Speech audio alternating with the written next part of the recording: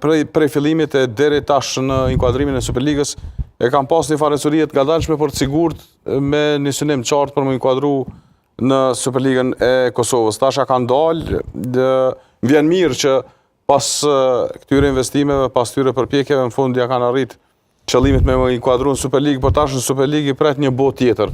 Në Superligë përpas investimeve ndryshon edhe loja, ndryshon edhe kualiteti, ndryshon edhe gjithçka prej asaj çka e ballafaqut deri tash. Po ka me qenë një vije hollë edhe shumë e rëndësishme te Prishtina e re që duhet me u mundu me mbajt identitetin e ekipit vet, mos me u mundu me u transformu në diçka tjetër që nuk është Prishtina e re. Çka për shembull? Kjo i bjen te prej kryesisë, e drejtë futbollistat duhet me qenë kujdesshëm në ndryshimet në skuadër dhe në kryesi.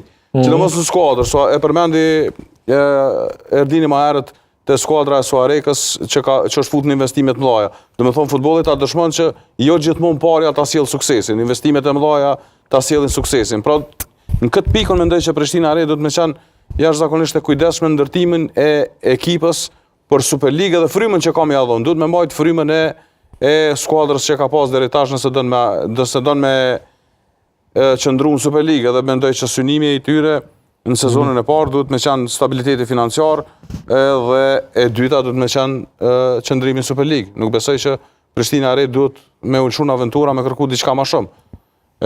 Nëse qëndron më pas në Superligë, është përvojë si për stafin, është përvojë si për kryesin edhe është përvojë po ashtu për futbollistat.